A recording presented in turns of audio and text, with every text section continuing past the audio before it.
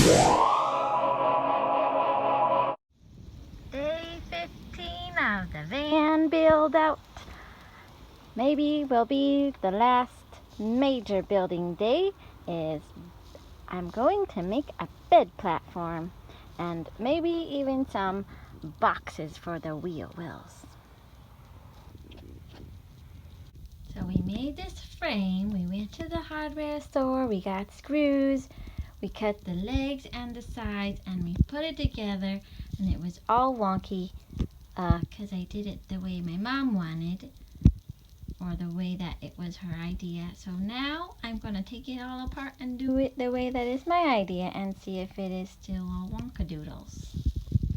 I got this bed platform frame made, and it stands up really nicely, and it's not all wonky like it was before, so I'm pretty happy about that, and I'm gonna stop for the day. Like literally this thing along with the top part, minus some meal breaks and a little trip to an estate sale. That took us all day. Ooh, was that some orbs? Well, that's really cool. Okay, we went to a woodworking store and we got this hinge. It's gonna be like fold down for a cabinet, and this long hinge called a piano hinge, and I'm gonna chop the top in half and make it fold up so my bed can become a couch. Well, something magical happened with this bed platform, and my mom went and built out the rest of it, so I have it in the van now. We had to chop one of the corners off to make it fit in.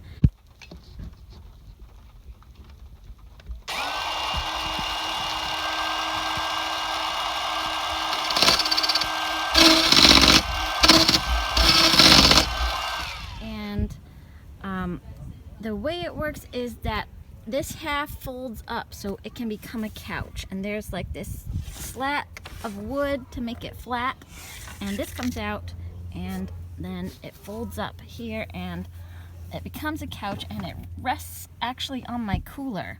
There's no like legs to support it or anything. It rests on the cooler and it's just a bed there. And then there's this door that she put, like a little cupboard door. See if I can get this slat back in. I think I learned something from my neighbors. You can hear them in the background, but I had the doors open and I was fixing the bed and I was packing for my trip, and they came over to meet me and they're like, "Do you live here?" And they were meeting me, and afterwards I thought like maybe I should never leave my doors open and look like I'm packing things in a van in a strange neighborhood. But at least it's a good thing that they're actually my neighbors. So this door comes down, and my mom did this genius thing where she used pop can lids to fix this door up here with these chains so it's a little more stable when you put it down. And I guess the nice idea was that you could set your tea or something on there, and nice little latch she just had in the garage. So, and I figured out, so my videos have been having this sound issue where the sound goes in and out, and I figured out that it's my case. If I take the case off of the phone for the videos, then it sounds a lot better. And the van is pretty much done now. I am going to go to Centralia, Washington for a natural building workshop, and right now I'm going to a baby shower at the beach, and then I'm gonna take off on a 2-hour road trip to Centralia. That's why I had all the doors open. I was making my bed and I was packing for my trip, and then my neighbors came up, and they were probably like suspiciously, "What is this new white van doing in our neighborhood?" But I was like, "Yeah, I live here in this house," and they were like, "Oh, it's so great to meet your neighbors." So I'm so happy. Like, I met my own neighbors, but I definitely learned a lesson. Never have your doors open and just be like moving and packing shit around in a strange neighborhood. definitely lesson learned. And this blanket is kind of special to me because I got it from a lady that I met on a train when I was going to Mount Shasta for the first time. She just gave it to me. I gave her a crystal necklace that I had made. And so the van's done now, and in my next videos I think I'm gonna do like a budgeting video. I don't know how much of a tour there is to do. I mean, here's my bed platform, here's my nice seat that folds down and becomes a table, and then there's all my stuff back there. Maybe someday I'll do a real tour video. But it's done! Woohoo! I'm so excited!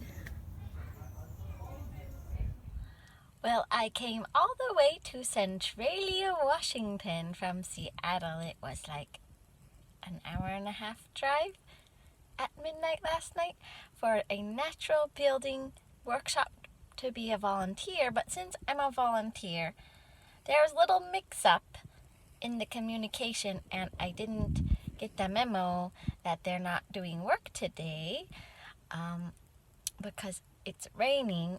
It's very misty rain though. So the guy is very nice, and he's gonna come anyways and give me a little tour of the natural building homestead that they're making here. So that will be fun. And I drove on the freeway for the first time in my life all alone by myself. I'm pretty proud of that. It was a little scary at first. I was just like, oh, this is very fast. But you just kind of get used to it. And I've driven only on road trips, but while other people were in the car, like my parents. And then when I was in driver's ed, I learned how to drive on the freeway, but I've never done it all alone. But I did it at like 11 p.m. So maybe not so much traffic, and I'll probably go back today during the day, so we'll see how I do with day driving.